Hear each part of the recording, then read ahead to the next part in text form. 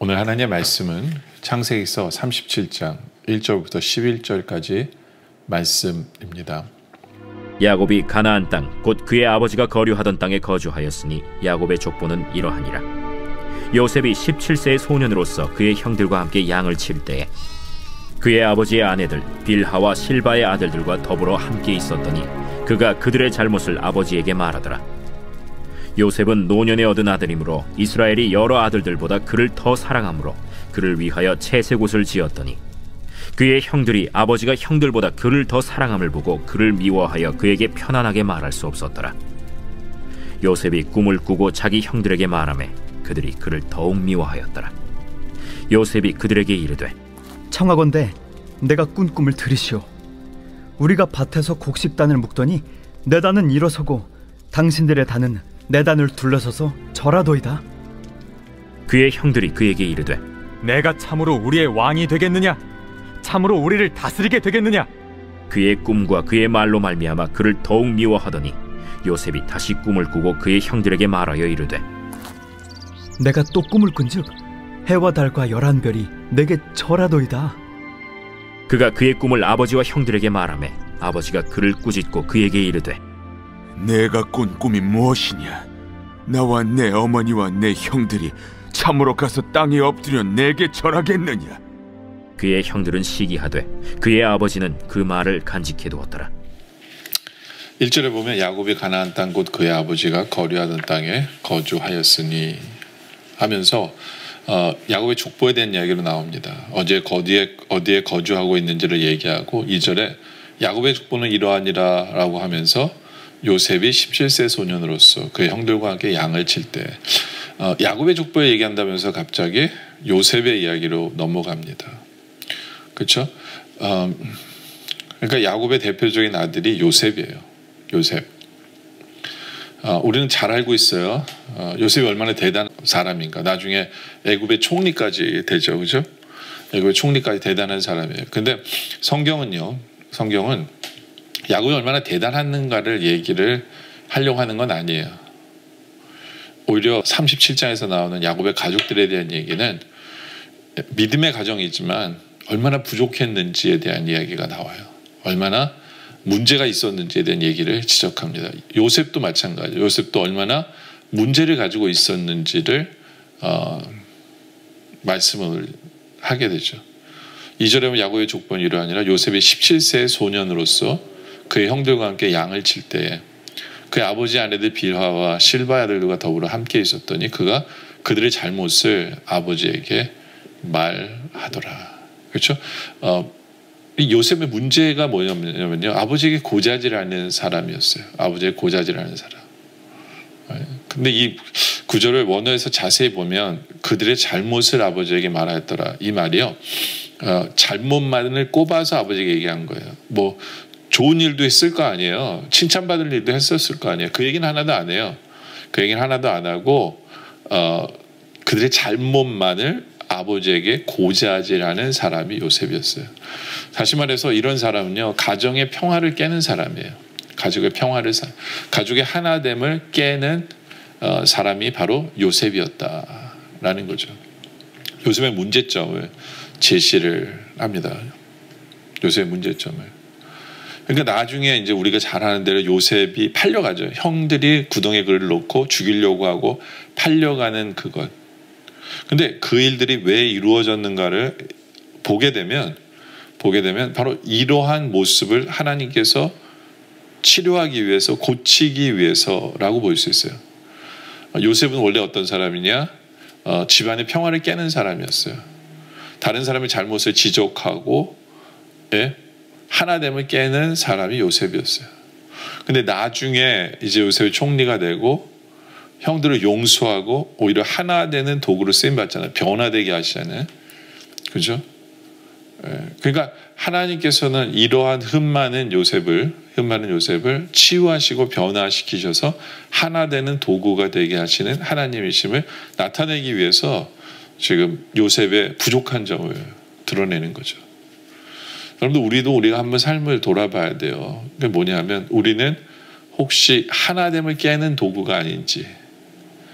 샬롬, 이게 굉장히 중요하거든요. 성경에서는 그래서 이스라엘 백성들 인사할 때 샬롬이라는데 관계의 샬롬을 이뤄가고 있는지 아니면 관계의 샬롬을 깨뜨리고 있는지. 요셉은 솔직히 그랬을 거예요. 깰라고 한 것도 아니에요. 근데 그 성품이 그래요. 성품이 하나 되는 것에 걸림돌이 되는 부분이 있었다는 거죠. 우리에게도 그런 부분이 없는지를 생각해 봐야 돼요. 우리가 어떤 사람과의 관계 속에서 내가 들어감으로 인해서 하나가 되는지, 아니면 내가 다른 사람의 죄를 지적하고 다른 사람을 아프게 하고 편을 만들고 어떤 이러한 모습이 없는지를 우리가 돌아봐야 한다라는 거죠. 그렇죠? 이 요셉이 얼마나 부족했는지를 나타내고, 그런 이런 요셉을 나중에 바꾸시는 우리 하나님의 은혜를 우리가 보게 되어지죠. 그렇죠? 3절에 보면 요셉은 노년에 얻은 아들임으로 이스라엘의 여러 아들들보다 그를 더 사랑함으로 그를 위하여 채새의 곳을 지었더라. 그러니까 문제는 뭐냐면 야곱의 가정에 아버지도 문제예요. 야곱도 문제예요. 왜요? 편애하는 거예요. 편애. 자식들을 누구는 사랑하고 더 사랑하고 누구는 덜 사랑하는 그런 편애가 문제였던 거예요. 근데 참 안타까운 게 뭐냐면 야곱은 자기 부모님으로부터 편애를 당했던 사람이에요. 그렇죠? 그의 아버지 이삭은 에서를 더 사랑했고 어머니 리브가는 자기를 더 사랑했어요. 그러니까 편애하는 것이 가족을 얼마나 하나됨을 깨뜨리는지 야곱은 누구보다도 잘 아는 사람이에요. 그 편애 때문에 어떤 면에서는 가족과 떨어져 살게 되어졌거든요. 편애 때문에 어머니랑 떨어지게 살게 된 거예요. 나중에 이 편애 때문에 야곱도 요셉과 자기가 사랑한 요셉과 떨어져 살게 되는 거거든요. 이 편애라는 건 뭐냐면 잘못된 사랑이에요. 우상과 같은 거예요. 우상과 같은 거. 잘못된 사랑. 결국에는 그 사랑이 떨어지게 만들었다라는 거거든요. 여러분, 우리가 또 생각해 봐야 될 것은 뭐냐 하면 우리는 제대로 사랑하고 있는지를 우리가 생각해 봐야 돼요. 우리 자식들 중에 우리가 편애하는 자녀는 없는지를 돌아보길 원합니다. 그리고 우리 성도들 사이에서도 패를 만들고 그룹을 만들고 누구는 사랑하고 누구는 험담하고 누구는 욕하고 의도적으로 우리가 그렇게 사는 모습이 없는지를 돌아봐야 돼요. 그럴 때 오히려 그것이 분열을 일으키고 더 헤어지게 만드는 도구가 될 수 있다는 것을 기억해야 되죠. 그렇죠. 그리스도 안에서 참 사랑할 줄 아는, 편애하지 않는 바로 그러한 사랑을 할 수 있는 우리들이 되어지기를 원합니다. 그렇죠? 근데 이런 문제의 가정 속에 하나님께서 한 가지 은혜를 베푸세요. 그게 뭐냐면 요셉이 꿈을 꾸는 거예요. 4절에 보니까 그 말씀 맞아 있죠. 그의 형들이 아버지가 형들보다 그를 더 사랑을 보고 그를 미워하여 그에게 편안하게 말할 수 없었더라. 그렇죠? 아버지의 편애로 인해서 형들조차도 요셉과 제대로 편하게 말할 수 없는 관계를 만든 거예요. 아버지의 편애가. 그렇죠? 그리고 5절로 가면 요셉이 꿈을 꾸고 자기 형들에게 말하면 그들이 더욱 미워하였더라. 요셉의 꿈 이야기가 나와요. 바로 이러한 그 문제 있는 가정, 하나 되지 못하는 가정, 서로에게 상처를 주는 가정에 하나님께서 한 꿈을 주십니다. 꿈을 주세요. 그래서 요셉이 6절에 그들에게 이르되 청하건대 내가 꾼 꿈을 들으소서. 우리가 밭에서 곡식단을 묻더니 내 단은 이로서고 당신들 단은 내 단을 둘러서 절하더이다. 나에게 절한다는 얘기예요. 그 형들이 그에게 이르되 내가 참으로 우리의 왕이 되겠느냐, 참으로 우리를 다스리게 되겠느냐 하고 그의 꿈과 그의 말로 말미암아 그를 더욱 미워하더니. 그렇죠? 참 안타까운 건 뭐냐면 요셉은 이렇게 자기가 튀는 그러한 거를 아직 고치지 못하고 있는 거예요. 꿈 얘기를 굳이 이렇게 해야 돼요? 형들이 나한테 절한다라고 다이렉트리 얘기할 필요가 있을까요? 좀 좋게 얘기할 수는 없었을까요? 내가 꿈을 꿨는데 11단이 한 단에게 절을 하는 걸 제가 꿨어요. 뭐 이렇게 형들이 나한테 절합니다라고 이렇게 직접적인 표현보다는 그냥 꿈 얘기를 해가면서 봐가면서 분위기를 봐가면서 사람들에게 상처를 주지 않는, 안 그래도 편애 때문에 이렇게 이러고 있는데 형들에게 굳이 형들이 나에게 절하게 될 거예요 라고 굳이 이걸 얘기할 필요가 있었을까, 이런 식으로 얘기할 필요가 있었을까라는 생각을 해보게 되는 거거든요. 9절에도 요셉이 다시 꿈을 꾸고 그의 형들에게 말하되 내가 또 꿈을 꾼 적 해와 달과 11별이 내게 절하나이다. 그러니까 그가 그의 아버지와 형들에게 말하며 아버지가 그를 꾸짖고 그에게 이르되 내가 꾼 꿈이 무엇이냐? 나와 내 어머니가 내 형들이 참으로 가서 땅에 엎드려 내게 절하겠느냐라고 아버지가 이번에 야단을 치죠. 그렇지만 그 형들은 시기하되 그 아버지는 그 말을 간직해 두었더라. 두 번이나 꿈을 꿨다는 얘기는 정말 하나님 뜻이 있다는 얘기예요. 이 안에 숨겨져 있다는 얘기예요. 네. 근데 중요한 것은 뭐냐면 요셉이 하나님께 주신 이 꿈이 두 가지 역할을 해요. 하나는 형들에게 더욱더 핍박받게 만드는 요소가 되게 하죠. 그렇죠? 그러나 나중에 팔려간 후에 이 꿈이 요셉에게는 위로가 되고 소망이 되고 붙들어야 될 말씀이 되어지죠. 그렇죠? 그러니까 하나님께 주신 꿈이 맞아요. 근데 좀 안타까운 것은 좀 더 이렇게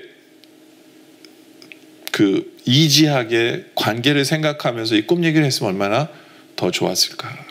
그렇죠? 마치 자기가 우뚝 서서 다른 사람이 나에게 절하는 것처럼 그런 표현을 썼어야 됐을까 하는 거죠. 중요한 것은 이렇게 하나 되는 것이 깨지고 화목이 깨어지고 평화가 깨어진 가정 속에 그래도 하나님의 은혜는 함께 하신다.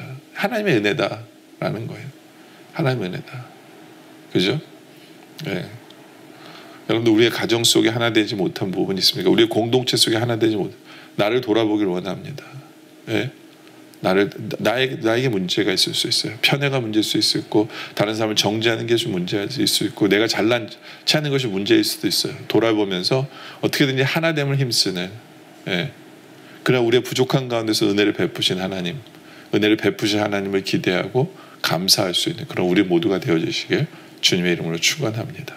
기도드리겠습니다. 아버지 하나님, 참 우리는 못날 때가 참 많습니다. 하나됨을 깨뜨릴 때가 많고 다른 사람을 판단하고 정죄할 때가 많고 편애하고 잘못된 사랑을 할 때도 참 많은 것을 우리가 봅니다. 그냥 나를 잘나게 표현하려고 하는 그러한 모습도 있는 것을 봅니다. 주님 용서하여 주시옵소서. 우리가 평화의 도구로 쓰임받을 수 있도록 우리를 사용하여 주시옵소서. 그리고 우리가 부족한 가운데서도 계속해서 은혜를 베푸신 그 하나님의 은혜를 붙들고 살아가는 우리들 되게 하여 주시옵소서. 오늘 말씀에 감사드리며 계속된 기도 속에 함께 하셨길 바라며 예수님의 이름으로 간절히 기도드립니다. 아멘.